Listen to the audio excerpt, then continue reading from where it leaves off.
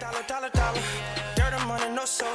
Had to go and get it, ain't no time to kick it. Got a stack of flip for my foes. Dollar. Please tell me you can hear me. Don't turn your back and don't neglect me. Just let me know if you need me.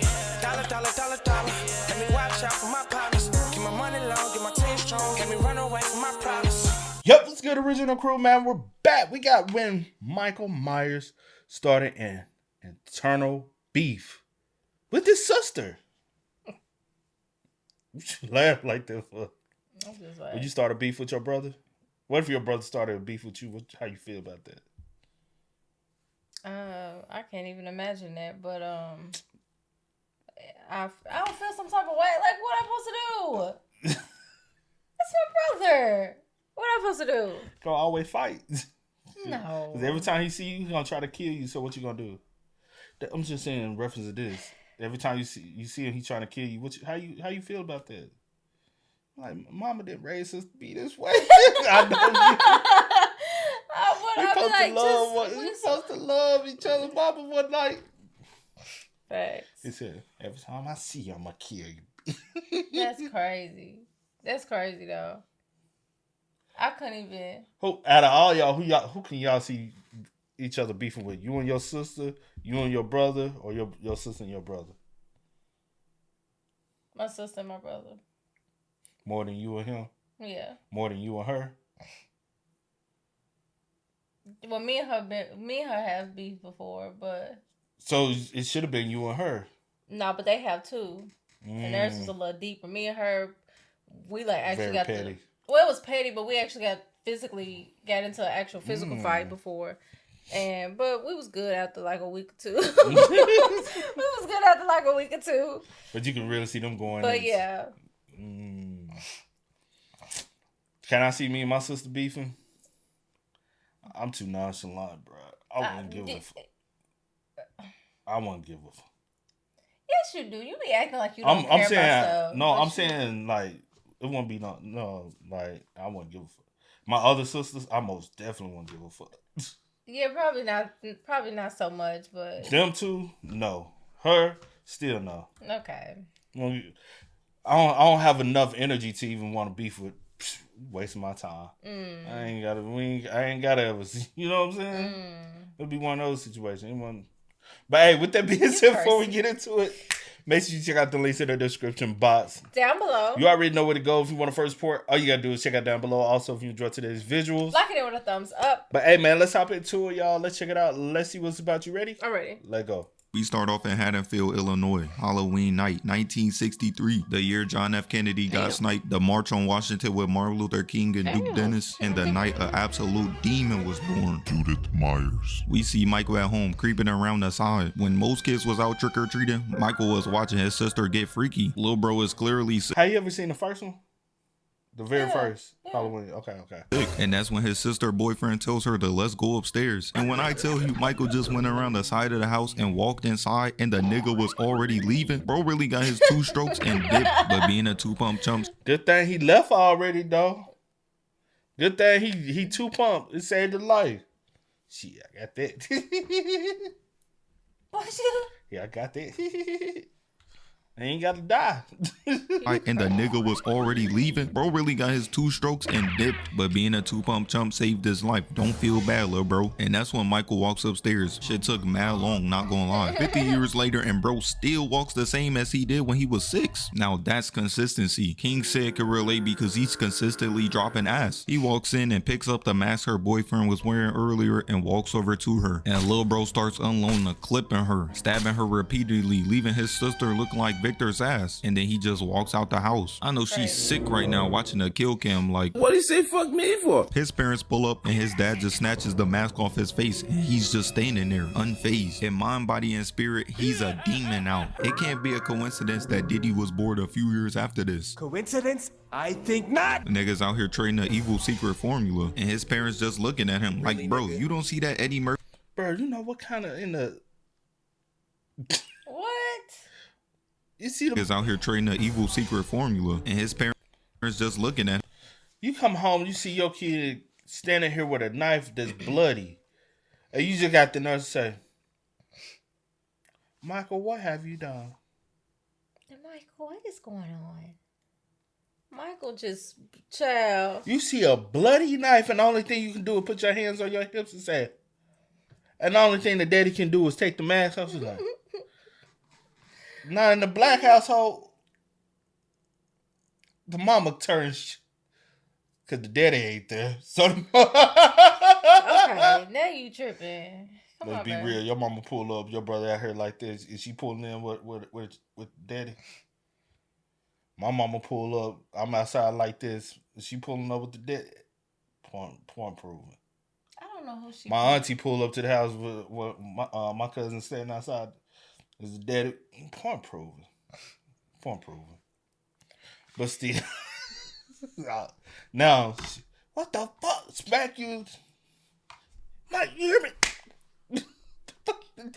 You know what I'm saying?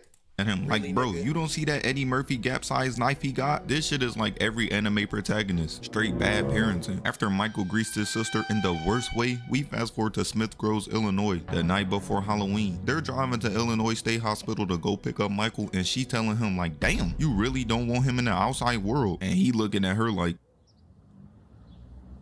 Man, what the fuck is you talking about? What the fuck was that? I'm sorry, because he's been face to face with that demon before. Bro even decided at the age of 13 he had to go, because when they pull up they see Fousey Tube and a bunch of patients walking around, and this can only mean one thing, that everybody in that hole is requesting Billie Jean up next. They pull up to the gate and he gets out, and that's when Michael starts crawling on top of the car, and her Floyd Mayweather type brain cells. I only watched this joint one time. I don't remember none of this. Ain't no way this motherfucker crawling on the.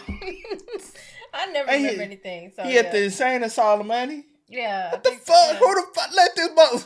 He know he crazy. Crazy. You see how he crawled up that? Gets out, and that's when Michael starts crawling on top of the car, and her Floyd Mayweather type brain cells decides, let's just roll the windows down so I can get a better look. Ain't that crazy? That's a stupid bitch. What you And say? Michael starts grabbing her, so she puts her foot on the gas trying to get the hell out of. See, let me try. Do not. I just want to see how you go. Come on, it makes no sense. Stupid bitch. Look And at Michael him. starts grabbing her, so she puts her foot on the That's gas trying to get the hell out of there. cigarette Meanwhile, up. bro just standing there on the phone, offering up no help. Who the hell could he be possibly talking to right now? They're all dead. And see that's when she shit. jumps in She's the passenger screaming. seat. So Michael slaps his hand on the window, and she was like, and gets the hell up out of there. So he crawls Look at inside Mike. and steals the car. And all I could think when I was younger was, who the hell taught this nigga how to drive? Lil bro been in Arkham Asylum since he was a child. So to whoever taught him, Ow. His ass up. Lock his ass up. bro was definitely in on it. After this, we cut to Lori Strode, and ironically, her parents are the new owners of the old Myers place. She's a way better child than me. Knowing what he did now, there is no way in hell I'm going there. She drops off the keys, and when she's walking away, Michael appears in the background staring outside. And at that moment, he decided that he was gonna start an eternal beef with her. And as Lil Bro leaves and she starts walking away, he appears behind her, breathing hard as hell. You don't hear this big ass man behind you? I be turning around quick as hell whenever somebody's behind me. Diddy's in jail and I'm still paranoid. Can't get caught lacking at 5 nights at Diddy's. After this, we fast forward to a place where you would never catch Floyd Mayweather at, because Lori is in class and she looks out the window to see a straight demon looking at her from across the street, and she puts her head down thinking, oh, maybe I'm just seeing things, and looks back up, but he's still standing there staring dead at her. And this is why I'm happy to be a fellow non-swimmer, because I would have been in that whole like, Boy, get your dumb ass out of here before you get jumped. but after she answers the question, she looks up and sees the car and Michael going. Like, bro. You don't find that suspicious? You don't find that suspicious? Me. Would you run or would you approach? When I run, where? I ain't gonna lie with Mike. But outside? Yeah, no, I'm saying like, would you run away? I'm saying I'm in the class. not in that scenario. I'm saying the scenario that Mike is right there. Are you dashing or are you like, what's up, my niggas? I'm gonna be like, what's up? But I ain't running. As slow as he walk, I ain't running nowhere. And I'm gonna confront him. Slow as he walk, he catch all they look. Well, I don't know what they got going, but he ain't catching me. I would like to think that I have. So you gonna fight? I'm gonna try. You ain't gonna try? Y'all, she said he ain't finna bitch me. I didn't say that. If I'm gonna go out, I ain't going out running. What you said? I hope Meanwhile, little Tommy at school and they giving him the Disney Channel bully treatment. I never understood bullying. How you mad because I'm ugly? Niggas ain't out here shoving Lizzo in lockers. Oh wait, and that's when one of the kids bullying Tommy runs into Michael. Lil bro just dodged death by a literal hair. After this, Michael starts moving like Diddy, following after this pubescent boy, realizing he not even worth it for real. And then he drives off. If Michael knew how spicy he was talking in Halloween Kills, he would have been going that night. Meanwhile, Dr. Loomis is on the side of the road on the phone when he sees out the corner of his eye an abandoned truck and Michael's hospital gown. And as the camera pans, we can see that Mike done greased the mechanic in 4K. And not only that, bro done took his fit. Michael was the original YN. After I heard he escaped, I would have been out of Haddonfield that second, but it seems like everybody in this town unaware. Dr. Loomis got Forrest Gump tendencies. Bro was trying to keep it on the low. Now look, y'all all about to die. Because we cut to Lori and her friends walking home from school, and while her friend lungs are getting more and more relatable to Akon by the second, Michael comes through in the same car and Lori's like, I know that ain't who I think it is. her friend yells out that speed kills. Bitch must have never heard of Dominic Toretto, and he stomps on her brakes, and she was like, damn, bro ain't never heard of a joke. She out here playing with all of their lives. The type of friend you cannot be around for too long. And then he speeds off, again dodging death by a hair. But as they walk around the corner, Michael's standing behind a bush. I'm crying. At this point in the original storyline, they wasn't even supposed to be siblings. Bro just seen her at the house and decided she had to go. He ducks back off and Lori tells her, that's what I said, like in the original storyline, now they supposed to be related. That don't make sense, but cool, to each his own. To be siblings. Bro just seen her at the house and decided she had to go. He ducks back off and Lori tells her friend to look, and she starts strolling, running over to him to press him, but he's already gone. She clearly doesn't care about her. Bro, want me to tell you how dumb this bitch is? Who, the friend? Or? Yeah, the friend. Look at you see right here, right? And she starts strolling, running over. She right here. This. That's how you know this bitch dumb. Cause I ain't gonna lie, you smart, shorty. Cause if he came back there stabbing that bitch, you got a whole head start. You can get away, see? He killing her ass. Yeah. She the dumb bitch that want to confront. If you ain't gotta confront, what's the? You don't want to be mighty tough. Talk about, so I ain't running. I'm confronting. I didn't say I was gonna go up to danger, but you know, if you come to me with some, Right, what up, ho? Might not want to call him a hoe. You might get stumped out like Finesse did too. Like he did do. Well, he ain't do nothing. He ain't do nothing. He just. Oh boy. But that's what you swinging at, bro. But yeah, I mean, yeah, you're not about to punk me though, for real. Like, I ain't gonna let that one raise like that. So you think you can whoop Michael Myers? I ain't saying I can whoop him. I'm I just said I'm fight. not gonna fight, you know, to the end. That's all I'm saying. You funny, see? Thank you. To him to press him, but he's already gone. She clearly doesn't care about her life because pressing Mike is insane. She tells Lori, oh, he wants to take you out, and she comes around to see that nobody's standing there. That's when her friend hit her with that. This nigga's crazy.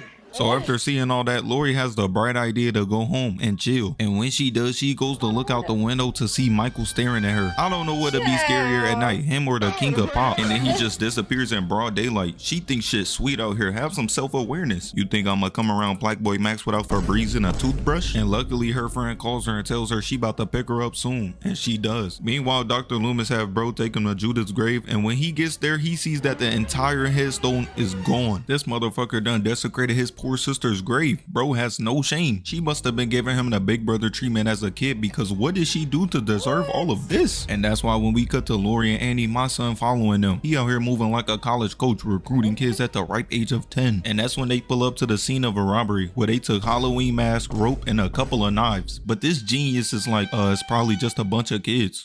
Nigga, you stupid.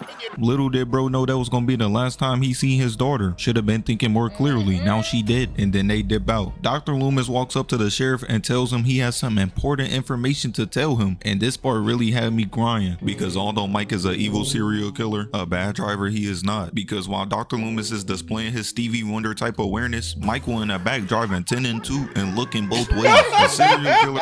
He's so looking like.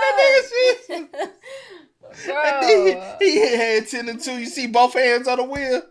Yeah. Boy, I ain't never seen. I ain't never seen a killer try to be so precise. Under type awareness, Michael in the back driving 10 and 2 and looking both ways. A serial killer only obeying the laws of traffic is crazy, but Michael follows them all the way to their babysitter's house. But he doesn't want Lori yet. He's gonna save her for later. Walking up to the house, Annie's babysitting and she's walking right in front of him. Look bro, the cover of Halloween isn't stopping me from seeing this man. They treating this nigga like he Casper the Friendly Ghost. Don't you know that I can see you? Meanwhile, all of this is happening. Loomis is back at the Myers house. Bro is really sitting there thinking he was gonna come back. They just handing out PhDs to anybody. But Mike is a man on a mission, watching Annie get undressed. Bro been locked up since he was 6 years old. He must be trying to see something. And while he's back there creeping, the dog walks up and he does the most diabolical shit ever. Never mind. Because when we cut, we see that this nigga done killed the dog. Lock his ass up. Lock his ass up. Yeah, it's raps. Lock bro up and throw away the key. He is truly evil incarnate. Meanwhile, across the street, Tommy looks out the window and sees Michael. I know little bro heart dropped straight Nike when they seen John Morant went live. So he starts pleading to Lori that he's seeing the boogeyman. And I instantly would have put 2 and 2 together. But I can clearly see that when these niggas put 2 and 2 together, they get 5. Because she looks out the window and tells little bro he's just seeing things. We cut back to Annie talking on the phone and Mike is right behind her. And bro was on the phone talking freaky, telling her that he was trying to do what the diddler was doing to those at the parties, and she was down. So she tells the girl she's babysitting that she has a date, but she like, nah, I'm trying to watch the movie. So she tells her that she can make it to where she can watch it and be at little Tommy's house, and she was for it. A grown-ass woman setting up 2 children. She has no shame. They walk across the street to Tommy's house and Michael pops up. Bro was rubbing his hands. He got, how the fuck y'all don't see this nigga nowhere, bro?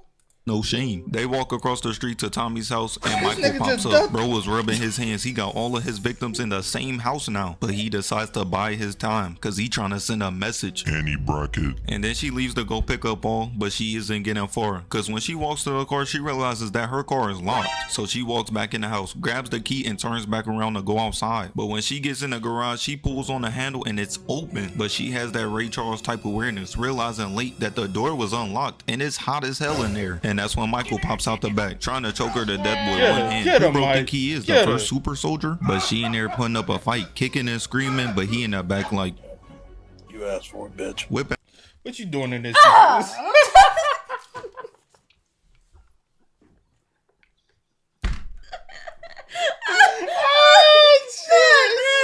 She dead too, y'all. I'm not. She dead too, y'all.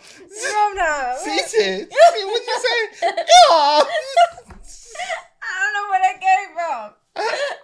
She dead too, y'all. What No, that she gonna do? It's gonna do something. The elbow's sharp. It's gonna do something. I'm on. Mike gonna say, oh, you like a rough, huh?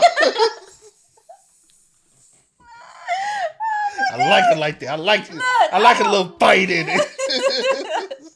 I'm gonna try to do something, okay? I'm gonna put up a fight. Pen out the secondary straight OJ and he cuts her throat, doing to her what happens when you get a French Montana feature, killing her instantly, making her fall in the most Looney Tune way possible. We cut back over to Lori, Tommy, and Lindsay, and Tommy tries scaring Lindsay, but when he turns around, he see Michael carrying Annie's dead body, and Lil Bro starts screaming that the boogeyman's outside, but Lori hit him with that. How many genders do you think there should be, like realistically, ballpark estimation? You said ballpark? Yeah. I mean, you play baseball at a ballpark. You know what I'm saying? How you gonna play inside? Might break a window. Straight up gaslighting Lil Bro. And Michael ain't standing for all that snitching. Bro waited 40 years for his get back. He is insane. Meanwhile, this is happening. Linda and Bob start talking about how they gonna sneak past Lindsay and how they gonna rip each other clothes off. And then he says this. Then we rip Lindsay's clothes off. And I was like, hold up. I know I'm not tripping. Ain't that the little girl? This is a sick Negro. I could have went my entire life without hearing that. Fuck Michael put this nigga in a supermax prison ASAP. They go in the house running straight to their deaths. And while they on the couch getting freaky, Michael in the back camping. He the type of guy to be like, I'm not even camping for real, but posted up like these. After this spawn camper got done giving her the best 2 strokes of her life, he goes to get her a beer. Keep in mind, these are high schoolers drinking beer and smoking cigarettes. These boys wasn't making it past 20 anyways. Bob Sims. While she's upstairs chilling, R. Kelly Jr. is in hell because he gets the beer out the fridge and sees the door opening. And right there, I would have been going. That's them palm color activities. To the white people, I don't act like that. He walks over trying to scope out the scenery, calling out for Annie, but my boy, she's already gone. He starts rummaging around looking for somebody that he thinks is trying to scare him, and he opens the wrong door because Michael pops out, strangling him against the wall and lifts his ass off the ground, got his feet dangling. Nigga, fight back. You a man. What you doing? Fight back or something, nigga. You ain't. Brush 29. No, hit that arm. Yeah, because I got you. Yeah. Hit the arm, bro. You learned something. I told you, bro. I took Taekwondo. I be looking Whoa. at I got a couple belts under my. He ain't got the knife. I'm done. He ain't got the knife. We can fight. And see, you already know me. I go for certain points of the body anyways to get you. I don't know nothing. Yes, you do. You so easy, bro. I don't know. You easy pickings, bro. What you do to me other than tickle? No, I get that neck and just. What's the neck on I'm like, yeah, cool. No. I hit him at his ankles, he done. Hit him at certain part of his knee, he done. What about if I knee him in the groin? Would that help a little bit? He a big guy. He probably can take it. I don't know. But you hit him in certain parts of the body, he can't. I don't know, but I'm putting up a fight. I don't know what I'm going to do. He a tall, big dude. You hit him in the knees. You kick him one good time in the knees. Maybe he ain't kicking too much. Tore ACL or something. There ain't one nigga you ever seen run on an ACL injury. Yeah, bitch, you can't walk down. He gonna throw the knife at your head. I don't know what I'm doing, but I'm putting up a fight. Let's just say that. I ain't going out like no. He going out like a little bitch, bro. I couldn't. He went like the Shea Frost on any chair, and then he pulls out the secondary again. Oh, never mind. He got the knife. He got the knife. You doing all that talking? Got his feet dangling like the Shea Frost on any chair, and then he pulls out the secondary again, stabbing him in the chest, hanging him on the wall like a damn hell no. Bro just steps back, admiring his kill. This nigga is crazy. I don't know what I expected from a person who literally gutted a dog and ate it and left it for Dr. Loomis to find. He is a sick individual. Linda Vaughn, KKK member. While Shorty upstairs chilling, Michael comes in with bro's glasses and a damn sheet on. A killer with a sense of humor. This is sick work. She starts flirting with him, but he just standing there. The type of nigga you cannot take on a two-man because he'll be scaring the hoes away. She starts getting mad because he's not answering her and goes to call Lori. So Mike creeps up behind her and he starts strangling her with the phone cord while Lori on the other line. She on the other line thinking it's Andy getting clapped, so she hangs up. But she starts getting worried, thinking, damn, maybe little bro is right, and decides to go over there. And when she walks upstairs and goes into the room, she sees Annie stretched out on the bed in the Caleb City pose, while Mike has his entire sister hair sewn over her head, mimicking her death, and she shook. She can't believe her best friend got the Tupac meet and greet in 4K. And as she backs up, Drake starts swinging back and forth behind her. So she runs and hides in a corner, and the cabinet opens up and Linda tucked in there looking up at the queen. Psych! She down there asking King Von to tell her one of his infamous stories. And Lori decides, hey, this is the perfect corner to cry in. Meanwhile, Michael is waiting in that... Bitch, why you going to every corner instead of leaving it out? Bitch, leave. Leave, give him a chase. Some. But I ain't gonna lie, the way that nigga crawling on that damn car, that nigga gonna get your ass anyway. He like, bitch, this ain't shit I'm used to tight places. Corner rubbing his hands. He out here putting bush campers to shame. And while she's walking away, he stabs her in the shoulder. That plot armor putting in overtime. You can't convince me that this was an actual attempt at killing her. And then she falls down the stairs. And because she has D-Rose type knee. Bro, why do white women always falling down the stairs? It's always, bro. The actual attempt at killing her, and then she falls down the stairs. And because she has D-Rose type knees, she can't walk correctly anymore. And Michael starts walking her down, but she can't get away because bro done blocked off every single exit in the house. If I was Lori, I'd be like, you can have it. I don't even want to live that bad for real. And she must have been listening because she waits for Michael to get all the way in front of her for her to break the glass and get the hell out of there. The way she was moving in this movie, you couldn't convince me this was the same person going head to head with Mike. She runs all the way to her neighbor's house screaming at them to help her, so they turn on the lights and look outside, and they started treating her like D1 athletes be treating black women. Nah, I don't really feel like it. And turning them shits right off. Can't even blame them. On God, I'm doing the same thing. Best you can do in the Halloween universe is to avoid Laurie Strode like the plague. She runs all the way back to the house, and Michael just now walking towards her. Me personally, the only way Michael... I would have been out the neighborhood by now. Fuck them kids. Fuck all them dead people. I'm gone. He can't catch me if I'm out the neighborhood. I ain't gonna leave the kids behind. Fuck them kids. What the hell, nigga? Well, I'll be back for you. He don't want the kids. I don't know what he wants. Might love the kids. Myers is killing me as if I magically become Rohan Murphy. She don't want it as bad as me. As Michael is walking across the street, shit took hella long. She yells to Tommy to open the door before he comes. And just in the nick of time, he opens the door. Lil bro is really trolling, rubbing his eyes like he was asleep. Game recognized game. I used to do the same shit as a kid. She tells Lil bro to go upstairs. And not only does Michael have immortality, durability, and super strength, but this nigga is also a walking EMP because somehow he turns off all the cell towers. And she finally realizing that, damn, this nigga OP. As she looks out the window realizing that he's in a house and decides, fuck it, I'ma just lay on the floor. And clearly this entire cast has some Forrest Gump tendencies. I remember being 12 watching this like, you niggas is just retarded now. And that's when she grabs some shit my granny would use looking around to catch him lacking. And she does. Turning around, stabbing him in the neck, got my son glitching. And then he just drops. This is sick work. She got my goat in the Caleb City pose again. As she takes a big sigh of relief and just chills on the couch. My son get around Lori and turn into a straight scrub. This is like getting a feature from fucking French Montana. Prepare for that shit to go certified paper plate. Lori goes upstairs to tell Tommy and Lizzie that there's nothing to be scared of because she killed him. And he looking at her type crazy, telling her you can't kill the boogeyman. And Lori looking at Lil bro like, check him out, y'all. He dick riding. Look, he got the dick all in his mouth. Look. And she turns around to see that Lil bro was not lying. As she puts them in the bathroom, and while she's scrambling around trying to find a room to hide in, Mike just walking them down. They had to nerf bro somehow. He got immortality, durability, and super strength. They had to give him raw wave type speed too. And that's when she hides in a closet, tying a rope around the doorknob like that's gonna keep him out. Is everybody in this universe suffering from Shamar type tendencies? He walks in the room and walks straight to the closet. Fuck, they give him echolocation too, and he punches his hand through, and Lori decides it's the perfect time to make him more and more relatable to Fetty Wap, grabbing a hanger, making a knife out of it, and while he looking around in a closet, poking him in the eye. So he drops the knife, and she picks it up, stabbing him in the chest with it, laying my boy out for the third time today. And while he's on the ground, she walks over to the bathroom and tells the kids to run, while she just stays there chilling. Girl, why we just... How after you stab I don't even know at this point. You go slit that neck.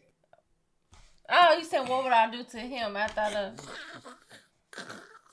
What? You know what I'm saying? Yeah, I probably... He just... Well, I don't want to say what I do because that sounds kind of OD. See, here you go. Keep walking, bitch. Jump away for you get through. All right, let me put, you know what I'm saying? I know a crackhead around the corner who has more self-awareness. This is wild. And that's when Michael rises in the background. I'm crying. This nigga think he the Undertaker. The kids run outside yelling and screaming, and Dr. Loomis, who was camping at the Myers house for no reason, knows Mike is in there causing mayhem. Meanwhile, Lori gets up and Mike gets up right behind her. My son got Sneak 100 on lock. I ain't seen a nigga this OB since Chris Brown. Bro can sing, dance, play basketball, box, and he starts walking her down. And clearly she has some Helen Keller type tendencies because she can't hear a thing behind her, allowing Mike to grab her and strangle her. So she grabs his shiesty, taking it off. And I thought Mike was chopped, but look at bro. Nigga decided being a serial killer was the best life for him. Put down a mask, go pick up some poses or something. He puts the mask back on and Dr. Loomis blicks him and runs over to him, but bro is just standing there. This is a scary sight. Somebody help him, please. And that's when Dr. Loomis dumps 5 shots into Michael, making him hit this Looney Tune ass fall onto the ground as it appears he's dead. But that's too easy because after Dr. Loomis checks on Lori, he goes back outside to see that this nigga Michael is gone. Yo, this was good though. I ain't gonna hold you, bro. And it's Halloween time. Halloween. I feel these are always like made me mad. I think Halloween. Okay. Yeah. What's that? Okay. Ooh, send help. Please. Yeah, send help my way. Please send me help. Please send help my way. But hey, man, y'all spam us up in the comments, man. Let us know y'all thoughts and opinions about it in the comment section down below for us, man. But until next time, y'all know how it go, man. I do go by the name DJ New Kid. This is We are. Go and get it, ain't no time to kick it. Got a stack of flip for my foes. Dollar. Please tell me you can hear me. Don't turn your back and don't neglect me. Just let me know if you need me. Dollar. Let me watch out for my partners.